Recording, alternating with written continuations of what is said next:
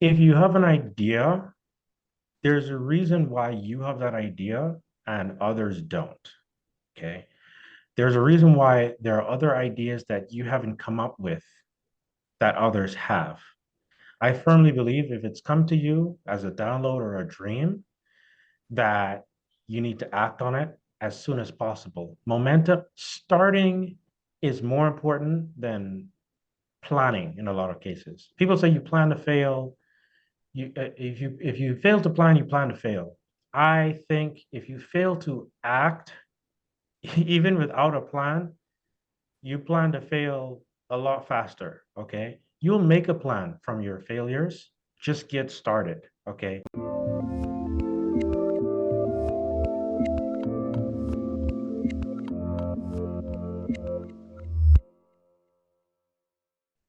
Hey everyone, this is Devin Miller here with another episode of The Inventive Journey. I'm your host, Devin Miller, the serial entrepreneur that's grown several startups into 7 and 8 figure businesses, as well as a founder and CEO of Miller IP Law, where he helps startups and small businesses with their patents and trademarks. If you ever need help with yours, just go to strategymeeting.com, grab some time with us to chat. We're always here to help. Now, today we've got another great guest on the podcast, Kirsch Mackey. And Kirsch started his journey in high school, middle school time frame as a about at 10 years old, passed the math exams, and so was the first to do so in his country at that age. Liked math, and then ended up going in and getting an electrical engineering degree for a bachelor's, and then worked in that industry for about 15 years, after which started a YouTube channel teaching people how to use software as well as other related topics. And then afterwards, also got a master's in electrical engineering, and I think pursued a PhD in that as well. Became an adjunct professor, which continues to do that, and then also is working as an application engineer for a number of other businesses. Does some on-demand marketing, and then works on in the STEM field, both doing a podcast as well as doing some story-based learning and AI algorithms. So lots of things going on. And with that much as an introduction, welcome on the podcast. Thank you. Thank you for having me, Devin. It's great to be here. Absolutely excited to have you on. So I just gave a quick overview to a much longer journey. So why don't we rewind and unpack a little bit and tell us a little bit about how your journey got started, taking the math exams at 10 years old, and getting or going down the electrical engineering path. Yeah, how that journey started was that it was out of me getting a shock in fifth grade when I realized I didn't know how to divide by fractions. And it was the first time there was anything that was a challenge for me mathematically because I was always gifted at math. And from there, I thought, well, once I learn this, I I don't want any more hiccups or problems that really set me on a path to where I would start learning advanced concepts in math like algebra, things you'd normally learn in seventh, eighth, ninth grade, calculus even when as I was getting calculus books from the library, and it just went on and on because my curiosity always led me forward. I had thought of an invention of sorts, and when I was 10, still in fifth grade, I was still in sixth grade, and then physics got tacked onto that. And then I thought, you know what? All this math is too easy. Let me test my hand at these external exams. These are the BJCs. Normally you take them in ninth grade. So I said to my math teacher, hey, let me take them now. And she said, no way. Nobody's Hmm. done that before in seventh grade. She gave me a practice test and she saw what I did and she said, okay, you convinced me. You can take it. And I took it and I got an A first try. Ever since then, that started to become the norm. Fast forward to university, college, and everything. When I was 13, I got impassioned by AI. So I had three passions at this point: math, computers, because I was putting computers together, doing side hustles, tutoring. I was doing anything to make money, so, from what I knew. And AI, math, side hustles, and learning led me to wanting to pursue a bachelor's in physics. I switched to double E, electrical engineering master's. I wanted to do computer science. I almost switched to computer science for the bachelor's, but I ended Hmm. up kind of stuck in double E for the master's, and then for the PhD. I said, you know what, I'm going to pursue my passion, and I started integrating AI into my electrical engineering studies. So, um, that's the journey so far, and I intend to use AI and to improve the learning and teaching methodologies in electrical engineering and STEM. So yeah, that summarizes a much longer journey. So let's unpack that just a little bit more. So you got a degree in, or a bachelor's in double E, coming out of school. Walk us through kind of after getting the initial degree. Where did you go from there? Kind of what was the initial entrance into the working world? Oh yeah, as far as work was concerned, I realized even as a master's student, 6 years in, it's normally supposed to take 2 years, but I um I was an international student from the Bahamas, and in the U.S., you cannot work uh more than 20 hours per week, and if you get special permission, you get 31 hours max, and you can't work outside the university, and you have Hmm. access to less than 5% of the scholarships out there as an international student. So my arms were tied. What ended up happening was uh, I fell in love, got married and everything, got green card application going, and that was the first time, along with my studies and learning Python, I was able to secure some internships. Well, to secure my first internship at 28 years old, so Hmm. super late. We're entering the workforce, um, and that was interestingly enough, me mentioning Python is what sparked the interest of my first internship, even though it was for power systems. And then from there, I I had learned different ways to finally start getting more interviews. That's something I couldn't do often, Hmm. and I was getting honestly, I got depressed from it, and I came up with a new system to using marketing and entrepreneurship principles to actually get traction and solve the um, 200 application no response problem, that the hamster wheel of applying to jobs. Anyway, I then went on to work as a power systems engineer for a year and a half at Encore, ERCOT. Then I switched to electrical systems engineer because I knew some printed circuit board design and systems. Did that for a year and a half. Then I switched to printed circuit board design at Canon and Ideal Power. Then I Hmm. did some Python programming of boards, and then I went freelance after I finished my contract projects. Eventually, later on, I ended up working at. I got good enough at PCB design to get invited to teach PCB design at PCB West. I Hmm. became kind of a mini celebrity of sorts, and still am in the PCB space. And I ended up working at Intel at their elite 15-man hardware design team at the top level in Intel in the Bay Area. Since then, I became an application engineer because I needed to change and adjust things, needed a more flexible schedule. But now I'm working full time for my own company, helping others achieve their dream job of becoming elite hardware PCB designers for now. So now maybe just one follow up to that. So you worked in the industry for, I don't know, one follow up, but a few follow ups to that. You worked in the industry. Sounds like you navigated between a few different businesses and kind of gaining experience as well as working for different employers. I think now when we talked a little bit previously before, you also kind of started a YouTube channel where you started to teach people how to use software and kind of touching on other related topics. And you also got into getting a master's and a PhD and doing adjunct professor. So maybe rewind and unpack that a little bit as well. Gotcha. Yeah. So it's when I was still doing my master's and trying to finish it up, I'm in my 6th year after I got married. I was like, yo, I need to graduate. Because I switched my master's like 3 times. That's why it took so long. Hmm. And so I ended up by that time I'd already taught all of the undergraduate classes at the undergraduate labs for all the courses in electrical engineering as a graduate teaching assistant. That was the only job I could do that paid well enough and paid for school because I had no money to go for. I only went through school through scholarships, like only. Um, and I trained students on a really hard to learn software that the top companies in the world use to make our cell phones, our computers. It's called Cadence Allegro, but it's insanely hard to learn and it's non intuitive. I started publishing videos on my YouTube channel. I made a YouTube channel in 2017, Hmm. and because I got tired of people asking me, everyone at the university was asking me how to use the software because I was the go-to expert on campus, like all of campus. Um, I started making videos to streamline that, and I also always wanted to make a business ever since I was a kid.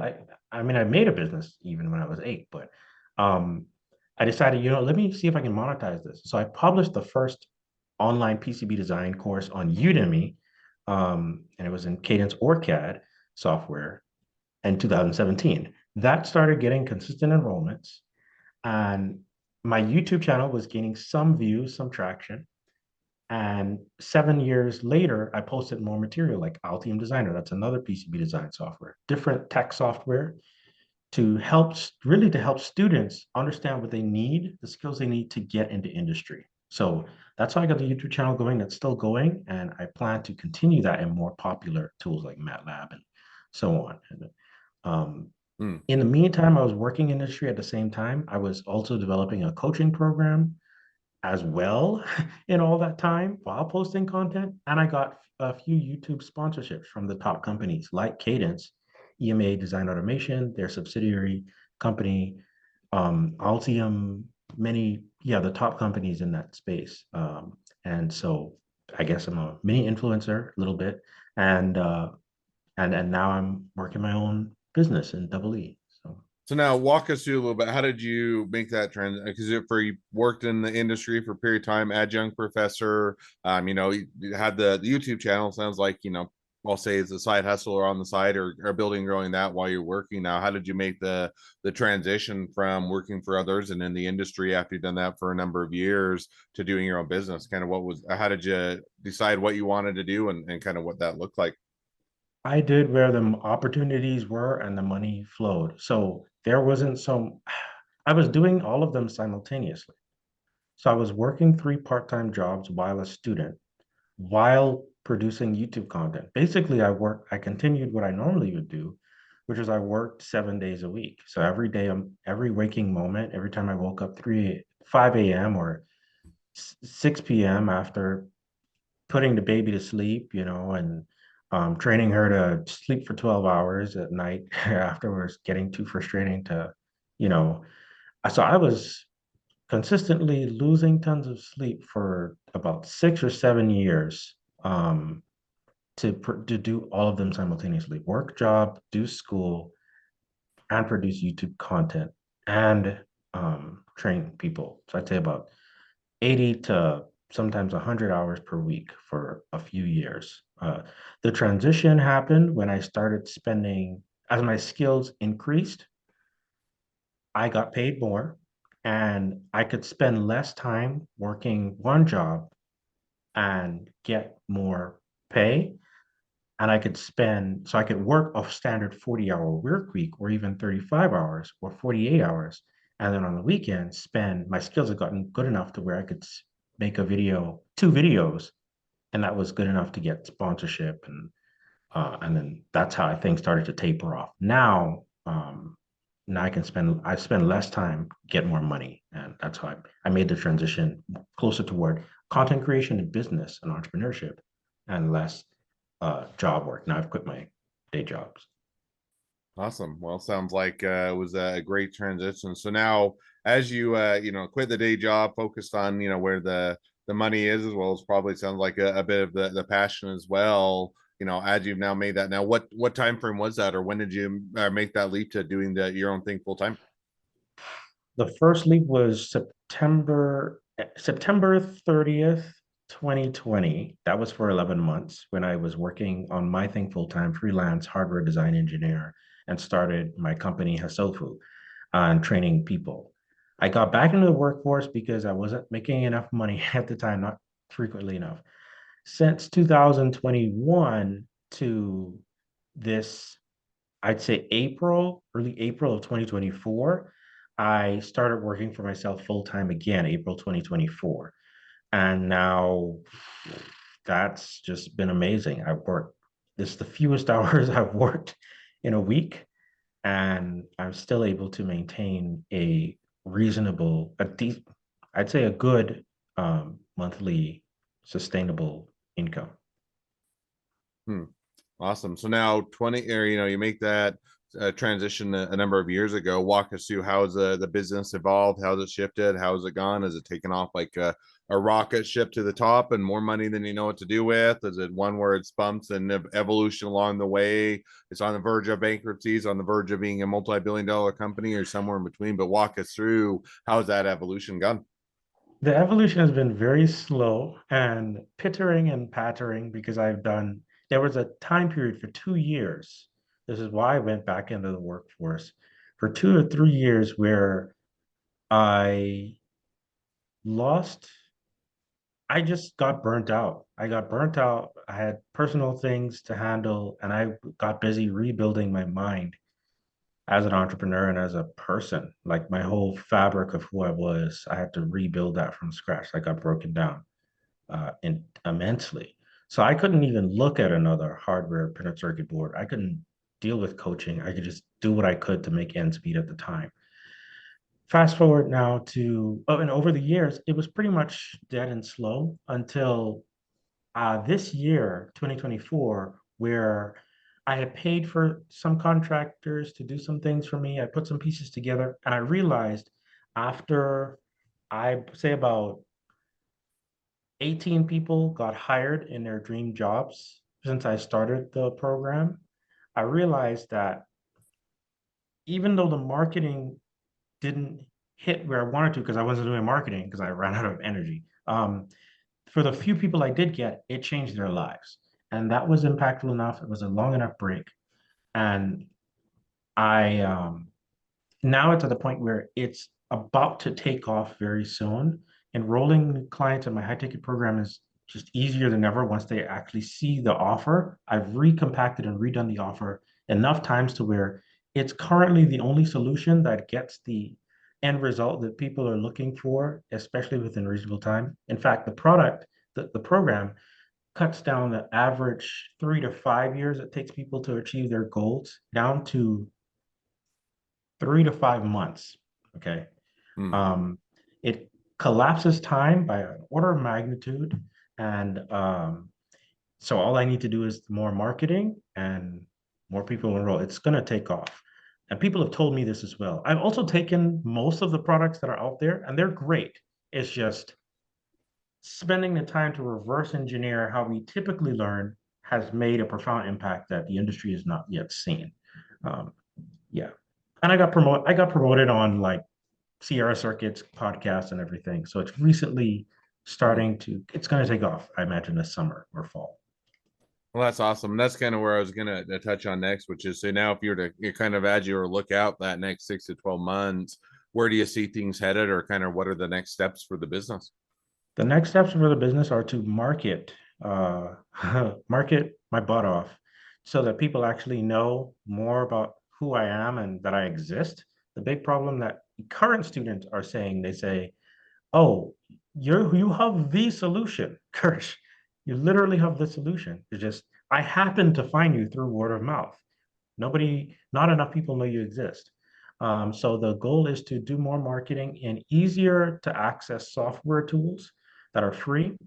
The same curriculum, like Hmm. KiCad, Altium Circuit Maker, and more popular software. And then it's gonna take off for a lower ticket product that I've made and that I haven't pitched to everyone yet, but I've pitched it to certain companies and they love it. So that late in about 3 to 6 months, that's gonna pop off pretty well. I've done 6 years of testing of this. I've trained hundreds of people, and the product is already successful. The framework is already successful. Now it's just time to scale and market it.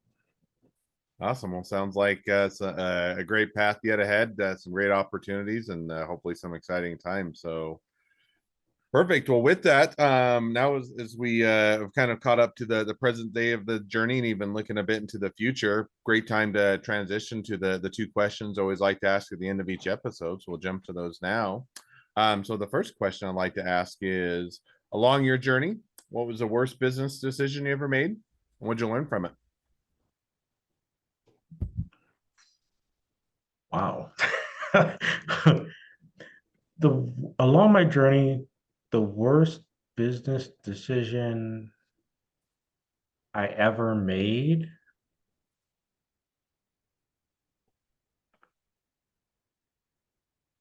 wow, was taking too long to market what I had, taking too long to take action. And I'd give a second one that's just as bad. Not getting into my own mental roadblocks fast enough. My own self-sabotaging behaviors and self-doubts. So Hmm. that's all. Just the speed of like living in fear and not executing on my thoughts quickly enough. Well, fair enough. Well, sounds like maybe some easy mistakes to make, but some great ones to learn from. Second question now that I'd like to ask is, so now if you're talking to somebody that's just getting into a startup or a small business, what would be the one piece of advice you give them? If you have an idea, there's a reason why you have that idea and others don't. Okay. There's a reason why there are other ideas that you haven't come up with that others have. I firmly believe if it's come to you as a download or a dream, that you need to act on it as soon as possible. Momentum starting is more important than planning in a lot of cases. People say you plan to fail. If you fail to plan, you plan to fail. I think if you fail to act, even without a plan, you plan to fail a lot faster. Okay. You'll make a plan from your failures. Just get started. Okay. Hmm. Even if it doesn't work out, you'll learn things along the way and then make a plan along the way. Build a plane while you fly or you jump off. Okay. Just get started. Do not wait. Do not wait. So that's one piece of advice I would give. And a second piece would be, get away from negative thinking patterns and negative people. They could be putting a ceiling on your success. Okay. If there's something unhealthy for your environment, get out of it as soon as possible. So those would be my two pieces of advice. Sorry, I know you only asked for one.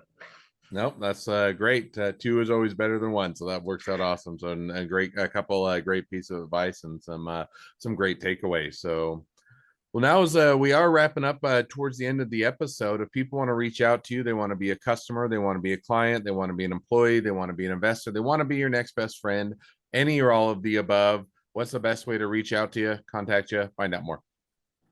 Yeah. So reach out to me on via email, kirsch@hasofu.com, hasofu.com. And you can also reach me on LinkedIn. So Kirsch Mackey. If you want, you can reach me on Facebook. I'm the only Kirsch Mackey you'll find in the world online. So I'm easy to find. Awesome. Well, I definitely encourage people to reach out, support a great business, make a new connection. If nothing else, make a new best friend. So definitely some great ways to connect. So with that, thank you again for coming on the podcast. It's been a fun. It's been a pleasure. Now, for all of you the listeners are out there, if you have your own journey to share and you'd like to be a guest on the podcast or our newly launched webinar series, just go to inventiveunicorn.com, apply to be on the show. Couple more things as listeners, make sure to click share, subscribe, leave us a review. Helps us to reach even more startups and small businesses to help them along their journey to success. And along that note, if you ever need help with your patents or trademarks or anything else along your journey, just go to strategymeeting.com, grab some time with us to chat. We're always here to help. Well, thank you again, Kirsch, for coming on the podcast, and wish the next leg of your journey even better than the last. Like you. I appreciate it. Likewise. Thanks for having me.